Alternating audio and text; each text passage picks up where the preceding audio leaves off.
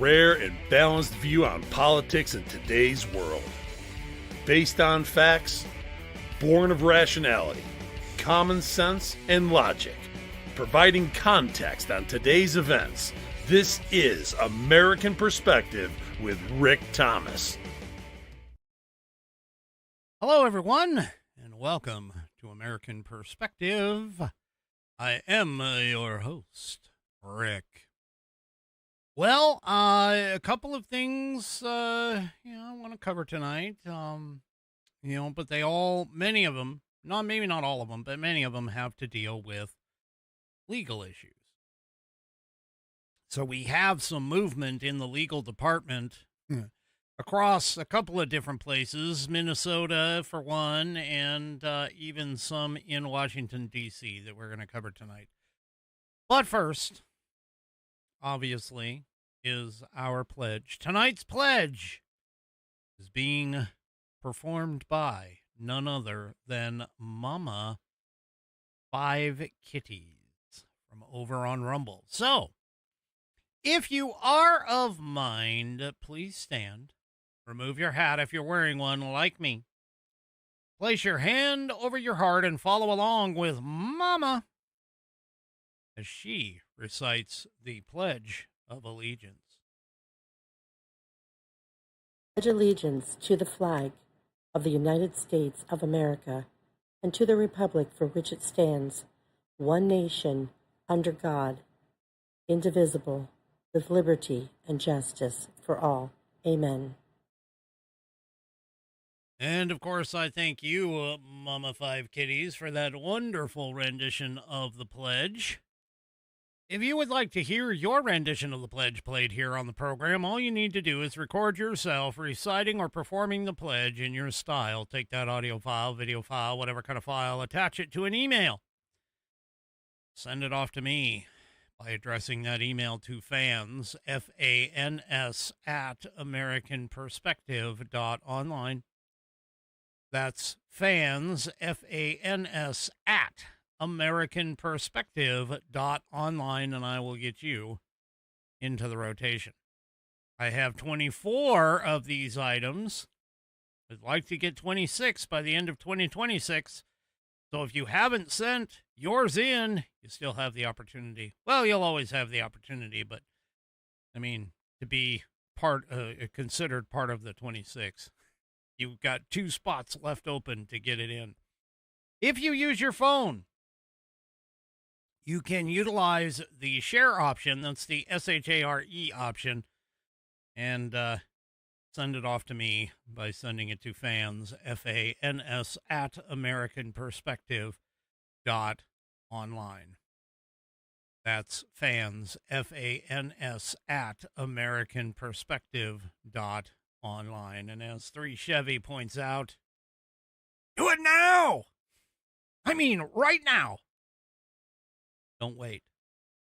Get it in. Oh, all right. Let's go to tonight's headline sponsor, which is none other than the Institute on the Constitution. That's right. The Institute on the Constitution is a 501c3 nonprofit with one singular mission, and that is to restore the constitutional republic through grassroots education from a biblical worldview. Now, how do we restore the republic? Well, according to them, you take these 3 action steps. Action number 1 is, of course, to pray. Never forget to pray for your country ever again. And in fact, you can sign up for daily prayer right over here. You can see it. There it is. The folded hands over on the left. Oh, you guys can't see my cursor. That's okay.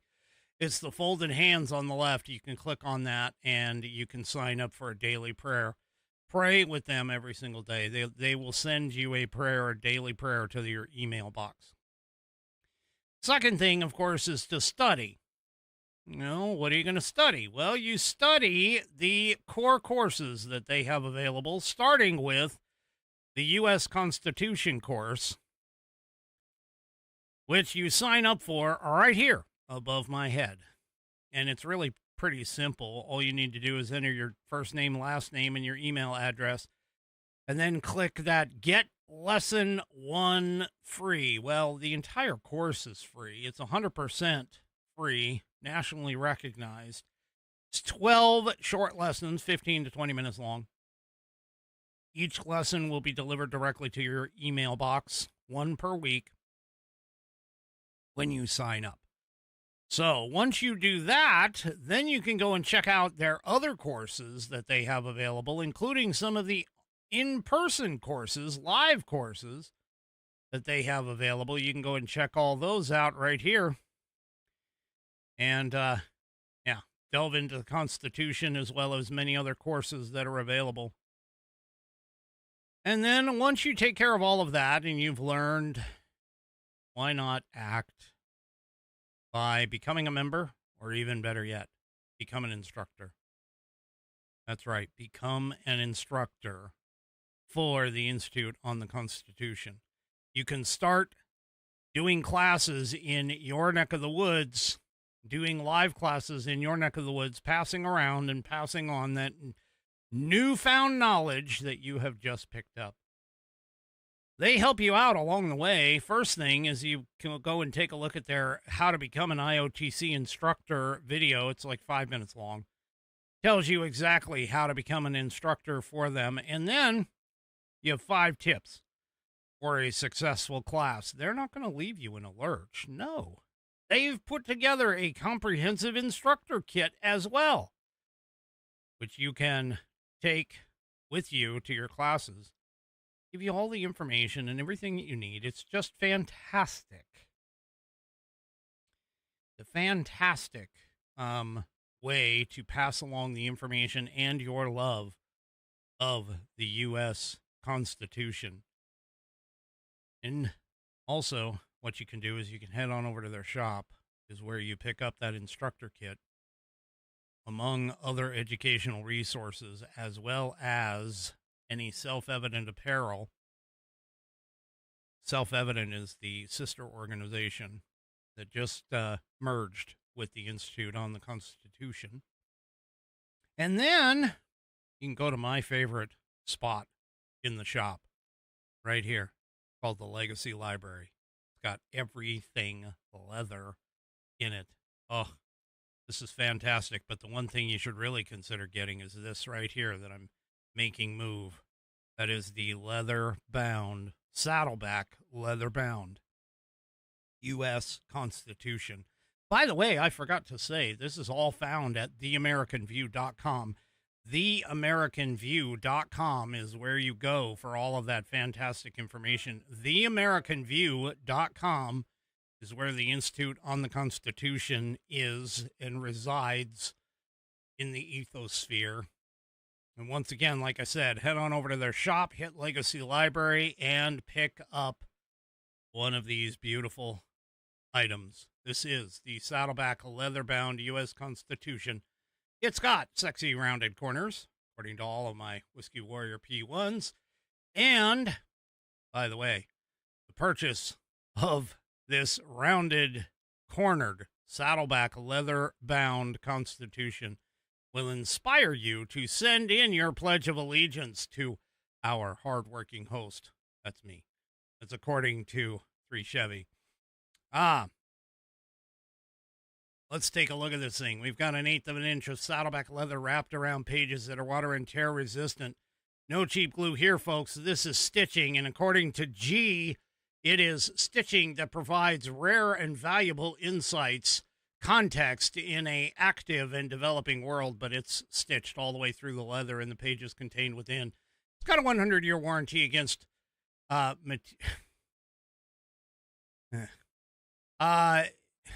got a 100-year warranty against materials and manufacturing defects, such that sorry, I got distracted. If you have a problem with the materials and manufacturing, you can send it back to the manufacturer within that 100 years, and they will either fix it or replace it for free. It is buddy tested, buddy approved, Billy tasted, Billy approved. My youngest Whiskey Warrior has confirmed that the information contained within will help you achieve your civics badge in Scouts, as well as your civics exam in school, if they still have those, and your naturalization test. Got a lot of information in this book, man, let me tell you. And it's pocket-sized. And as you saw last week when I was traveling, you can carry it with you all the time. Head on over to theamericanview.com, go to their shop, go to their legacy library, and pick your copy up today. That's theamericanview.com. And I thank the Institute on the Constitution for being a sponsor of this program. All right. Well, let's talk about something. Well, Trump has decided to do something for the people who have had the past administration's Department of Justice weaponized against them. Now, there is a comment, by the way, in the First Amendment to the Constitution, known as the Bill of Rights, by those of us who, part of the Bill of Rights, by those of us who actually know and understand the Constitution. But in the First Amendment, it talks about the right for the people, the right of the people, to petition the government for a redress of grievances. Now, for those of you who are out there who think that this is just a sad, sorry excuse of Trump, he actually, like I've been saying, is one of the most constitutional presidents that we've had in modern American history. So Donald Trump put together a $1.8 billion, what he calls compensation fund, for those who have had the DOJ weaponized against them from the past administration in particular, but also at any other time. I mean, this is not going to just benefit today's folks, today's victims. This is going to benefit tomorrow's victims as well, because I guarantee you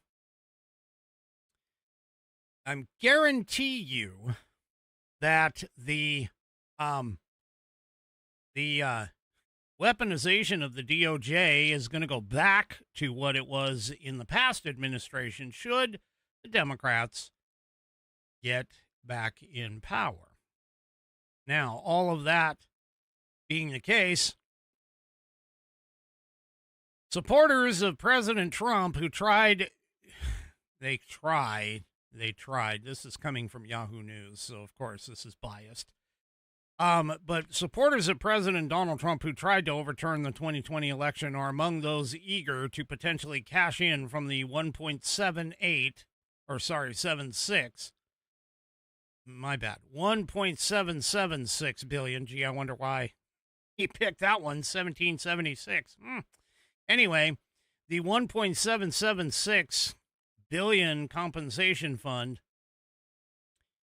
because of the fact that they were potentially victims of government weaponization and lawfare. Now, obviously, many of these people may come from the pool of convicted U.S. Capitol rioters from January 6th. Fake electors, prominent election deniers, all kinds of things whenever the DOJ went after these people.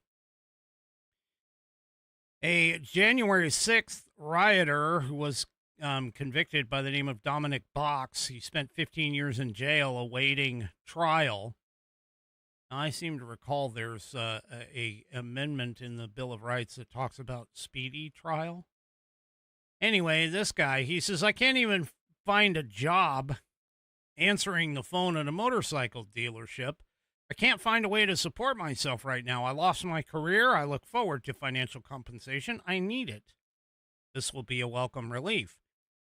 MyPillow CEO Mike Lindell told CNN that he believes that his company itself lost around $400 million due to what he views as the government weaponization in the aftermath of the 2020 election. And you recall that Mike Lindell was debanked and also had things like drawing boycotts from businesses, defamation lawsuits, and even FBI scrutiny himself.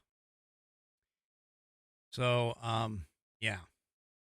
Anyway, now obviously Yahoo News in this story, they have a leftist slant. They keep talking about how it was promoting false 2020 vote rigging claims and things of that nature. Although we have had since then things that, of course, the left don't want to recognize, such as Fulton County's 315 plus or minus whatever, 315 I think was the number, or 350, something like that.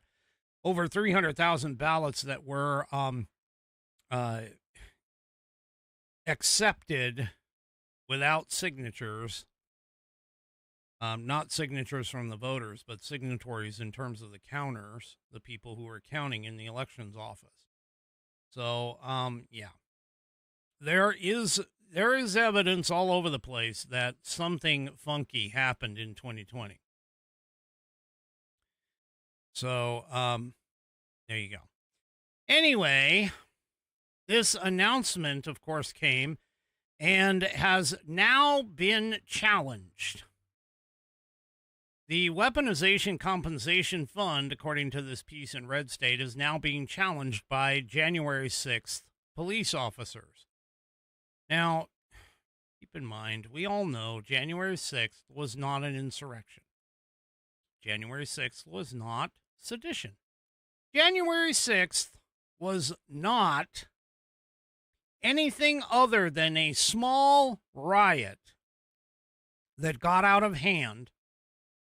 And we have since seen documentation, video, showing that many of the, quote, rioters weren't actually doing anything other than protesting when they were shot with rubber bullets and gas by the Capitol Police. Now, two former police officers who were at the Capitol on January 6th are now suing the Trump administration to block the president's plan to establish a fund to compensate what the administration describes as victims of lawfare and weaponization. Now, this lawsuit was filed in federal court on Tuesday and is stated that former Capitol Police Officer Harry Dunn and Metropolitan Police Department Officer Daniel Hodges contend that Trump intends to use the massive bankroll to pay people who organized and participated in the riot. Now, there is very little evidence, if any, that this riot was completely organized. Okay? Now, the lawsuit states that Dunn and Hodges did not back down on January 6th. Instead, they held the line to defend democracy and the rule of law. They bring this case to do so once again.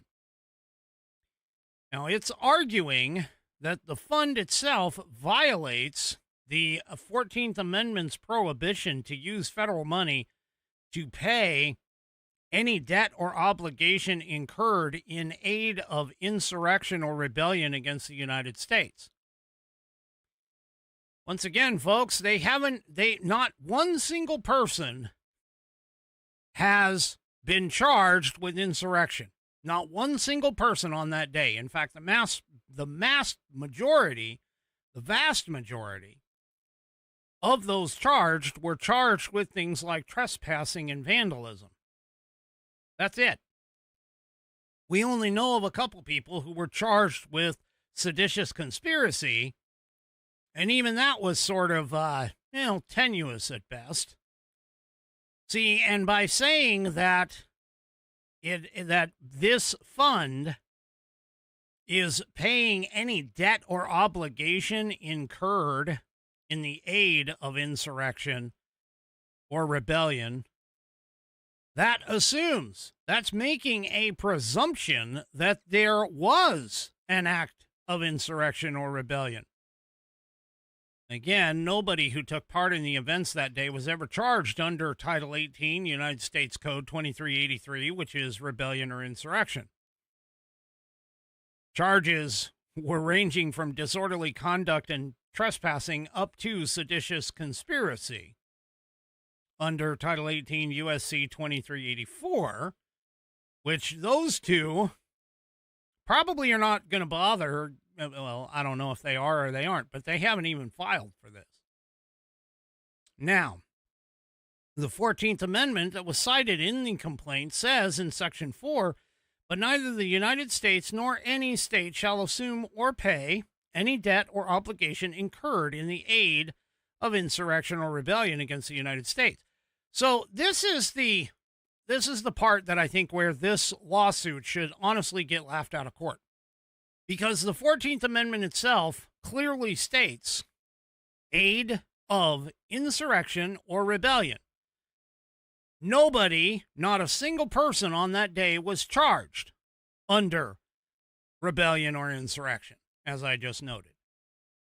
There's no mention of seditious conspiracy here, so that means that, well, there's nothing for the 14th Amendment to necessarily block. So, yeah. Anyway, yeah, we'll just have to see what happens here. But honestly, if there is a honest federal judge in the state of, or in the DC court district, they should just immediately say, well, you have no standing, number one. And number two, even if you did have standing, it still wouldn't matter because nobody was charged with insurrection or rebellion. It's never been called an insurrection or rebellion, with the exception of the mainstream media sycophant propaganda outlets. Nobody was charged with it. Nobody has, I mean, even the FBI a few days later said, no, there's no evidence of any rebellion or insurrection happening on January 6th. Yeah. Anyway, speaking to reporters on Tuesday, Associate Attorney General Stanley Woodward called criticism of the fund misguided and premature. He said, quote, to all the panicans out there, look, as the Associate Attorney General, I already have the authority to settle any claim that is brought against the United States of America. I think that it's way, way, way too early for us to rush to judgment on whether this was a good or a bad idea, or even to describe it as a slush fund, or really to even criticize it at all, because there's not been a single claim filed, there's not been a single payment made. I'm going to remind everybody that Congress actually did create a slush fund for their sexual misconduct charges being leveled against them. And that fund definitely has been paid. Now, I seem to forget. Now, I'm not going to argue the case of whether or not this particular fund, this weaponization of the DOJ compensation fund, is actually a good idea or not. I'm not going to argue any of that. However, I am going to point out, being the strict constitutionalist that I say, that in under Article 1, Section 8, where it lists all of the things that government is supposed to be making laws upon and spending taxpayer dollars upon, there's not a single thing in there that talks about slush funds or either sexual misconduct or DOJ weaponization or any of that. But again, the First Amendment does say that the right of the people to petition their government for a redress of grievances follows right in line with what this is. So, anyway, chances are what's going to end up happening is this thing is probably going to go all the way to the Supreme Court.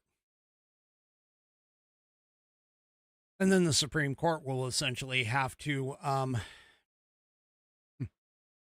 again, make the case that essentially is, well, the fact that there is no case.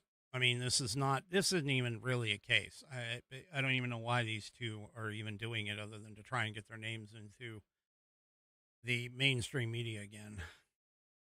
Because they're not the ones that are paying it. Granted, I mean, they are taxpayers, but shoot, if you're going to complain about the money that's going out, you should be complaining about all the other stuff that's not constitutional, not just this. Anyway. All right. Well, as a aside or a tangential connection to this, John Thune, yeah. Senate Majority Leader John Thune is quitting on the reconciliation package that was an attempt to fund most of the Department of Homeland Security, including ICE and the Customs and Border Patrol. He decided, which, by the way, just as a reminder, those parts of the Department of Homeland Security has been shut down by the Democrat Party since President's Day weekend back in February.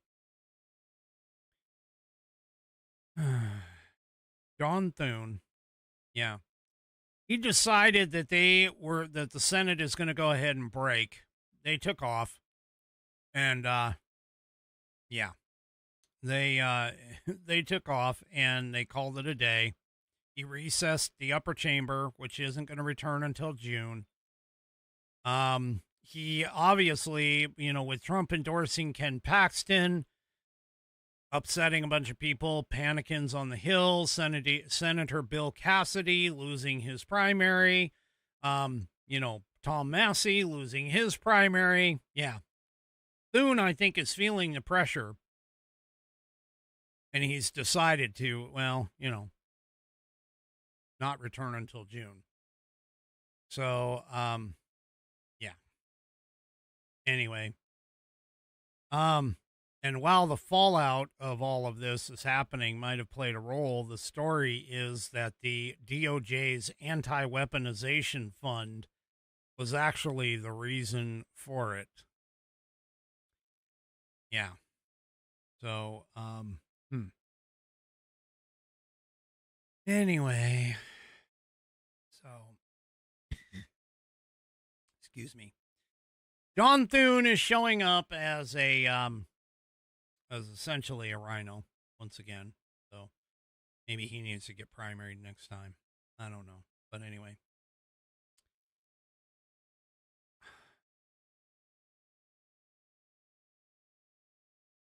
Thune is not going to be able to deliver on this. Plus, not to mention the fact, but Donald Trump made some comments about the Senate parliamentarian, because the parliamentarian is the one that held up the bill, the reconciliation bill, due to questions with regards to it,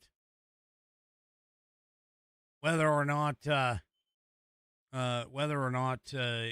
it actually fit within the Senate rules. That's what the Senate parliamentarian does, is they go through and they validate, this proposed bill, doesn't fit within rules that we put out in the Senate, and therefore, this must be changed or that must be changed, however it ends up working out. Donald Trump was not happy with the parliamentarian, and many of the Republicans who are a part of the Senate went ahead and rallied around the parliamentarian on this. I have a feeling that John Thune is doing this out of spite.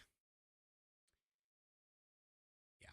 Anyway, which of course shows some would say, oh no, that shows that he is strong. No, that actually shows that he's weak, because he doesn't want to upset people. Anyway. All right. Let me head on over here. Let me talk to you. I got to talk to you tonight about Rumble Premium. As you've probably noticed, Rumble is growing fast and it's not slowing down. They're building a real alternative to big tech that puts creators first and actually protects free speech. And now you can sign up for Rumble Premium, which is an easy way to upgrade your experience on Rumble. With Premium, you get ad-free viewing across the platform. No pre-rolls, no interruptions, just the content that you came for. Plus, Premium members also unlock exclusive content like bonus videos, behind-the-scenes drops, and more from all of your favorite creators. Well, I haven't done that yet, but many other people have. Anyway, right now, Rumble is offering a $10 off their annual subscription for Rumble Premium. Just go to rumble.com/premium. That's rumble.com/premium and use the promo code STUDIO at checkout to get that $10 off the annual subscription of Rumble Premium. Go to rumble.com/premium, promo code STUDIO to receive the $10 off the annual subscription. No ads, more freedom, content that you actually care about, like this show. That's the deal. Head on over to rumble.com/premium, use promo code STUDIO, and get $10 off that annual subscription. That's rumble.com/premium, promo code STUDIO at checkout. All right. Well, the chickens have come home to roost for the fraud mastermind behind the Minnesota Child Nutrition Program scheme. You remember that scheme? Well, it wasn't a scheme. It wasn't known as a scheme, but it was something that was touted by Light in the Loafers, Tampon Tim Walls, who was sitting there saying, "Hey, when he was running as when he was running as a what do you call it, the VP, when he was running as the VP, he was like, hey, I fed more kids. I feed more kids. Well, it turns out he didn't feed any kids. He just fed whoever this schemer was. Well, she ended up getting a very hefty sentence on Tuesday. She was handed a sentence that basically has been characterized as a very hefty one. 41 years in prison. 41 years. Yeah. Prosecutors described her as the ringleader in the biggest pandemic-era fraud scheme in the country. Now, most of the other defendants in the case are Somali immigrants, and the recipients of the aid were meant to be the members of the Somali community in Minnesota. She's also required, now granted, she bilked taxpayers out of about $250 million. She's going to be required to pay a restitution of a mere fraction of that, $5.2 million. Now, her and her convicted co-defendant falsely claimed to have served 91 million meals and used the $250 million in federal funds to bankroll their lavish lifestyles, according to acting U.S. Attorney Lisa D. Kilpatrick. At the time of their convictions, she used the funds to buy cars, including a Porsche Panamera, which ranges in price of about $110,000 to well over $230,000, as well as purchasing 60 laptops, iPads, iPhones, diamond necklace, bracelets, earrings, and designer handbags.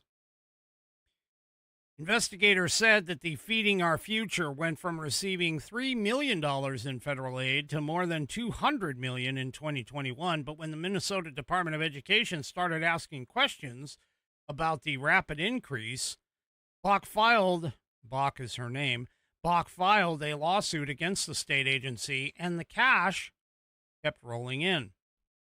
The taxpayer money was only cut off after the FBI, IRS, and other federal agencies executed raids at 26 locations across Minnesota, believed to have been engaging in the fraudulent activity in January of 2022. So, yeah. Now, by the way, Bach has said, as a part of her trial, that she had at least 6 email and text message exchanges between her and Minnesota Rep. Ilhan Omar.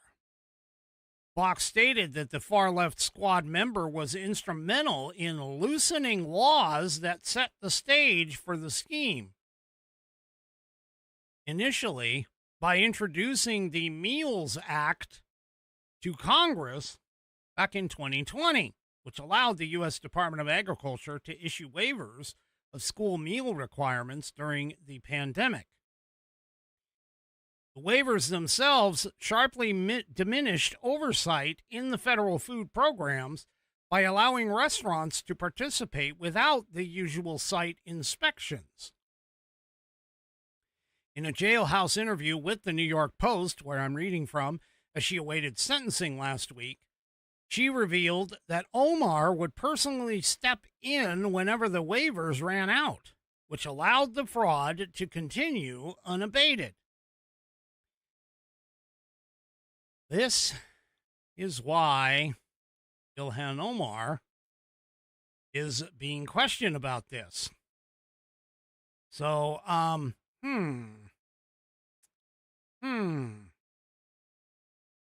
Anyway, I wonder what's going to come out of that. So anyway, there you go.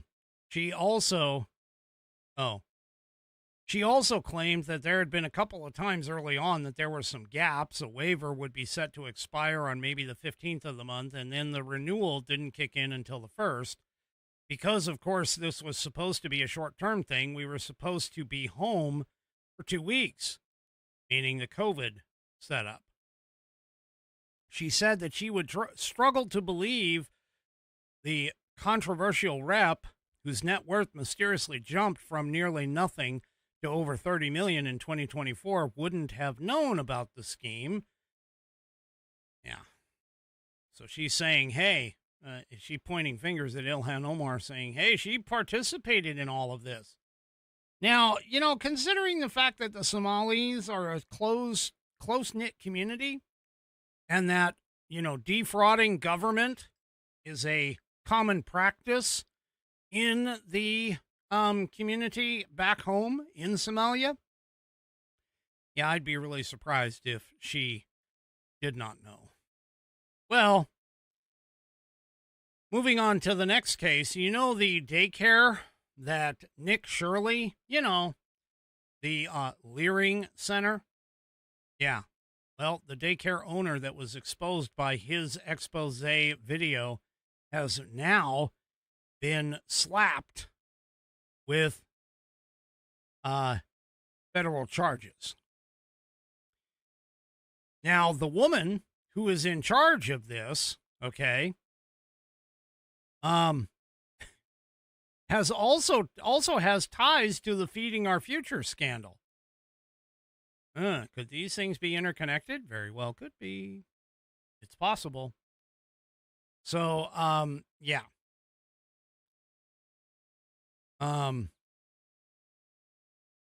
So the woman who is being accused of pocketing millions of dollars meant for children's meals, she was charged Wednesday with wire fraud and conspiracy to defraud the United States, according to court documents. Now, earlier this year, she was indicted for her alleged role in the initial Feeding Our Future scheme. Prosecutors allege that she enrolled Future Leaders Early Learning, a Minneapolis daycare where she served as CEO, into the federal child nutrition program, falsely claiming to serve thousands of meals at her child care center. In addition to her involvement in the nutrition program fraud, she was federally charged Wednesday with a secondary scheme to defraud the Child Care Assistance Program, which provides daycare assistance to low-income families. Between October of 2022 and December of 2025, she allegedly submitted over 13,000 fraudulent claims to CCAP, totaling approximately $4.6 million. So, yeah. Yep.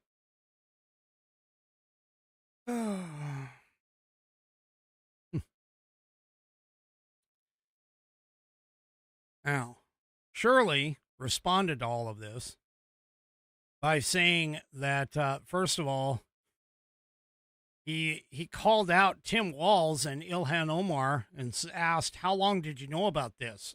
If I had never come to your state, the checks would continue to be written. He says, me and my cohort in the video helped save your state millions, and you try to demonize us for helping. He also pointed out that this was only the beginning. Shirley wrote, there are so many more fraudsters to be caught and arrested. So, there you go. No. Some people, of course, responded, are we really supposed to believe that there have been hundreds of multi-million-dollar frauds, all in the exact same community for years, but nobody in the Minnesota government actually knew about it at all? And then they claim that Tim Walz and Ilhan Omar are 100% complicit, and they should be thrown in jail. So it's kind of difficult, I think, that, I mean, it's possible. Don't get me wrong, it's possible, but it's highly unlikely that Tim Walz, Keith Ellison, Ilhan Omar, I mean, especially when you look at the testimony by some of the people, the whistleblowers who were saying, hey, we've been letting them know, we've been telling them about this, and they've just ignored it. So, anyway. Yeah, we'll have to kind of see here. Now, keep in mind, all of this is going to be tried in a Minnesota court, so don't get me wrong. It is entirely expected that the courts themselves might actually do very little, slap these people on the wrist, because essentially that's exactly what one judge gave a convicted fraudster. Another one threw out a fraudster's conviction. So, yeah, that's what happens with the left. The left covers for its own, regardless of how bad they actually are. Well, Ilhan Omar has broken her silence on the alleged connections in a statement that she put out, but she pointed to the Trump admin because that's what leftists do. They can't take the heat, and so they point to the Trump admin and say, but Trump, but Trump, but Trump. Anyway, her statement that she made, a written statement she made to Fox News Digital yesterday, says, any claim that I had knowledge of this scheme is flat out false. She also says that the Meals Act was signed into law by President Trump and passed with bipartisan support as part of a broader legislative package. Now you see where this comes from, where my aversion to multi-level, multi-legislative packages is, shall we dare say, ludicrous in my mind. They should be single-issue bills, period. Single issue. That's it.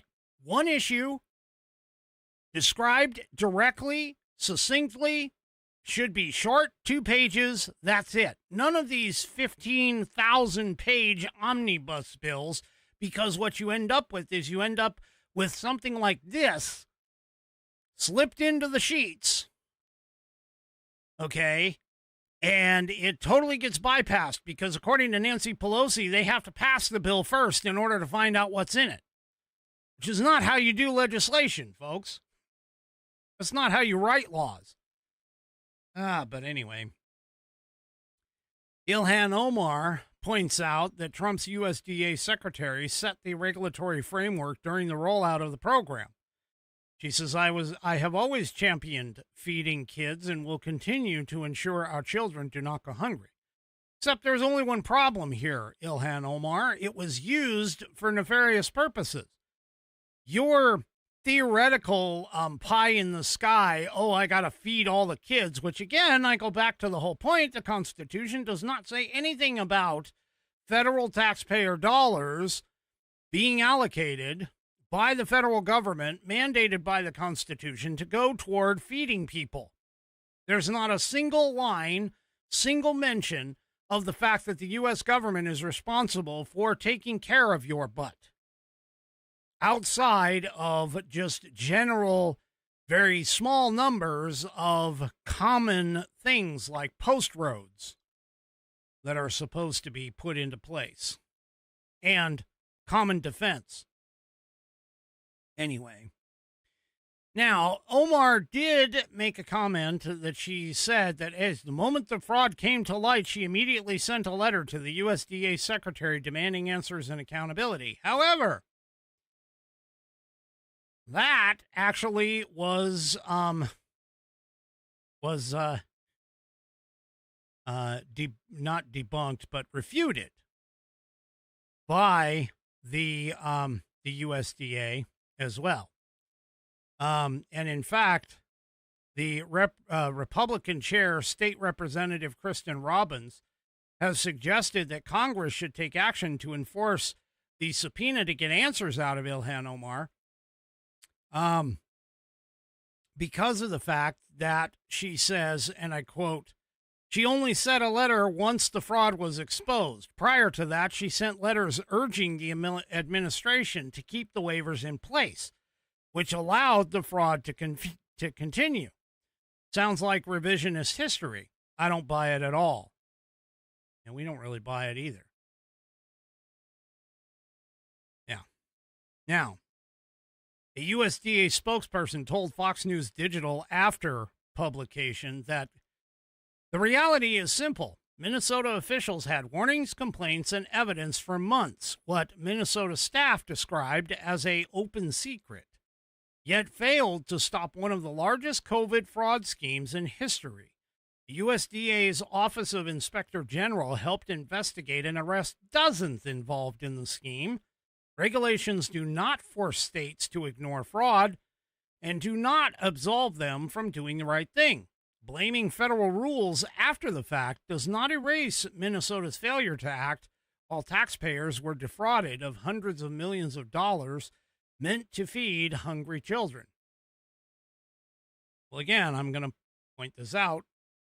If they followed the Constitution and not allocated any money to feeding hungry children at all, because that's not where U.S. taxpayer money is supposed to go to, in accordance with our Constitution, there wouldn't be any money to defraud the federal government on.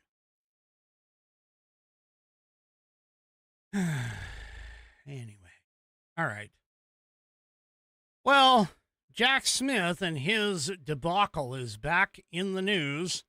Once again, just the news. A prosecutor, the Justice Department has identified a prosecutor who is the managing assistant U.S. attorney for the Fort Pierce branch of the United States Attorney's Office for the Southern District of Florida, who has now been charged with allegedly emailing self-sealed Jack Smith Trump report veiled as cake recipes.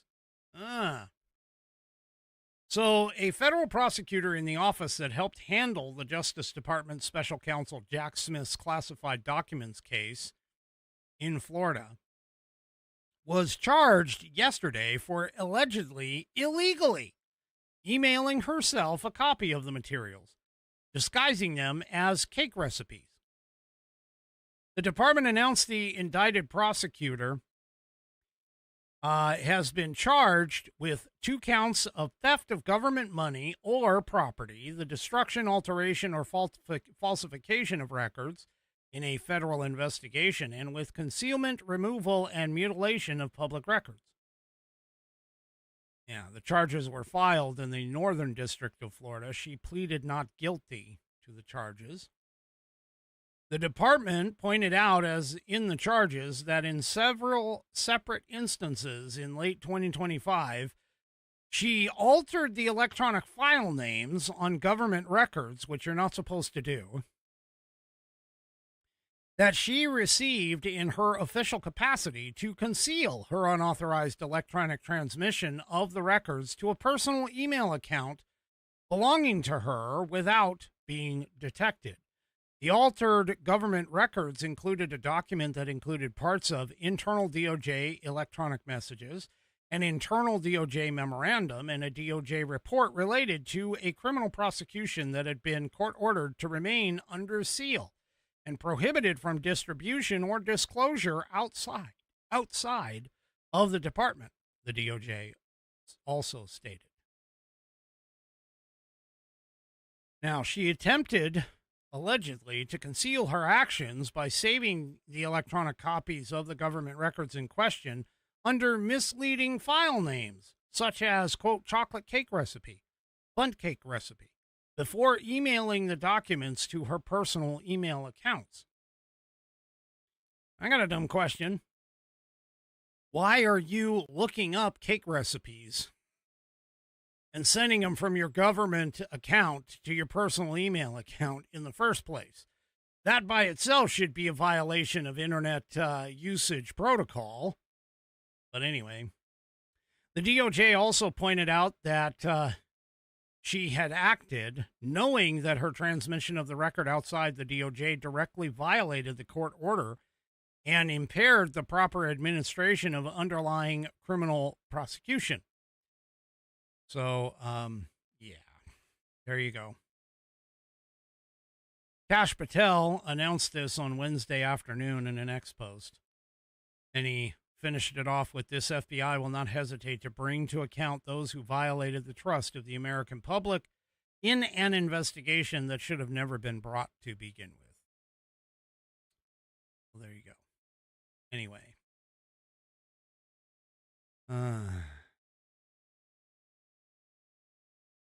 These leftists, they think they're above the law. Speaking of leftists, really quickly before I go, apparently Jamie Raskin hasn't heard the news that President Trump's Charlottesville remarks were actually fully debunked multiple times, because apparently he, made the comments that he took the opportunity to use the hearing once again. There was a hearing about the whole Southern Poverty Law Center and Charlottesville, where he was falsely claimed again that President Trump praised very fine people on both sides. Yeah, that's a bunk. That's total bunk. Amy Raskin. What an idiot. Anyway, in conjunction with this, a report has come out now during the House Judiciary Committee hearing that apparently the Biden Justice Department opened and then shelved the criminal investigation into the Southern Poverty Law Center.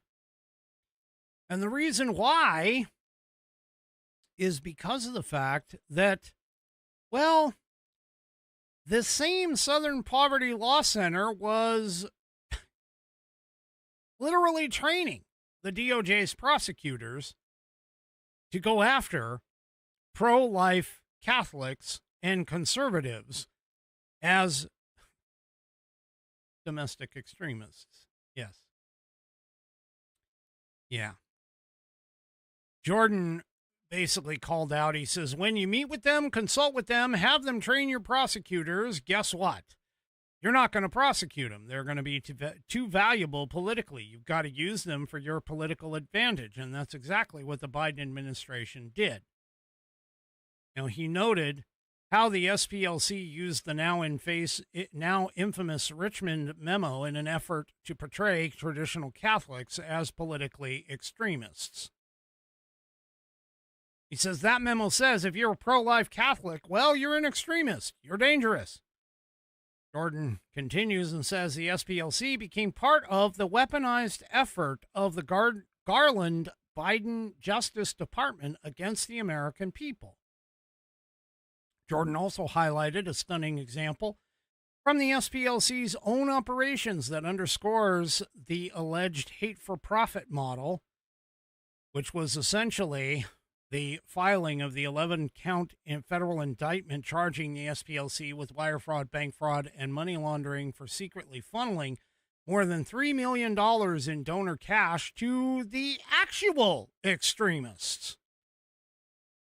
Yeah, among those payments was a staggering $270,000 allegedly paid to a member of the online leadership chat group that actually planned the 2017 Unite the Right rally in Charlottesville that Jamie Raskin still believes in the lie that President Trump was basically saying that the neo-Nazis and fascists that showed up were very fine people, which is a bunch of crap. We all know it. So, yeah. Now, after that, of course, Jordan claims that Southern Poverty Law Center almost tripled their income. They went from $51 million annual income to $133 million. Turned out for them that creating hate was more profitable than actually fighting hate, which is exactly what they did. They ran a scam. They became the standard. They didn't get prosecuted, and they made a ton of money. Claims. Yeah.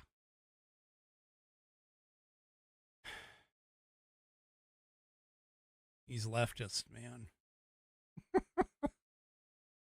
Oh, I'm telling you, the more we find out about this stuff, the more despicable these leftist Democrats, and, well, let's just be honest, the Democrats as a whole, because I don't know of any moderate Democrat anymore, but these leftist Democrats are they're just horrible. Every single one. Alrighty, folks, that is it for me for this evening. Do me a favor, if you haven't already, head on over to rumble.com, get yourself an account. It is free. And once you are signed up and signed in, make sure that you search up the American Perspective channel and hit that green follow button to get notified every time that I go live. Also, too, don't forget, thumbs up, thumbs down, or in the case of 3 Chevy, a thumb sideways or possibly even a thumb at an angle across all my platforms, whether it's X, YouTube, Facebook, and of course the aforementioned Rumble. We will see you tomorrow night, 5 p.m. Pacific, 8 p.m. Eastern Time, right here on American Perspective. Have a great rest of your evening, and good night, everybody.